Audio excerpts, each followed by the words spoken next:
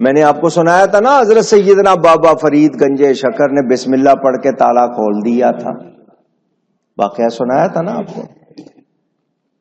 وہ بندہ بیٹھا ہوا تھا گھر کے باہر، فرمایا کیوں بیٹھے ہو؟ اس نے کہا جی گھر والے کہیں گئے تالا لگا گئے. آپ نے فرمایا تو کہے تو میں کھول دیتا ہوں. اس نے کہا اس سے اچھی کیا بات ہوگی، آپ نے بسم اللہ پڑھی تالا کھل گیا.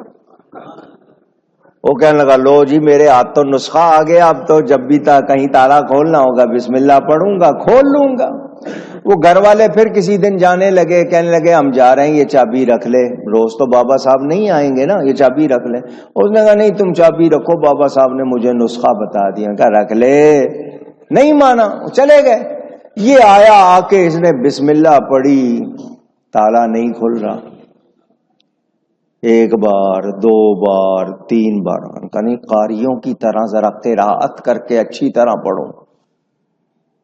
اس نے بہت مخارج ادا کر کے بسم اللہ الرحمن الرحیم راہ پور کرنا ہے، یہ پڑھنا ہے.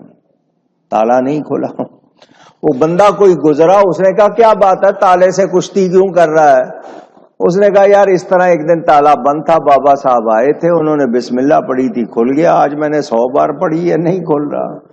انہوں نے بڑا اچھا جملہ سمجھایا، انہوں نے کہا بسم اللہ وہی ہے، بسم اللہ پر منہ بابا صاحب والا کہاں سے لائے گا؟ بسم اللہ وہی، اس کی برکت وہی ہے، مگر منہ بھی تو بابا صاحب جیسا ہونا چاہیے نا. سمجھ آئی بات آپ کو؟ تو ہماری زبانیں پاک ہوں، غذا پاک ہو، تو پھر اللہ کا نام جپیں گے تو برکت ہوگی یا نہیں ہوگی؟ ایک مرتبہ اللہ محبت سے کہو، یہ اللہ کا ذاتی نام ہے، کتنی پاور ہے اس میں آپ کو اندازہ نہیں.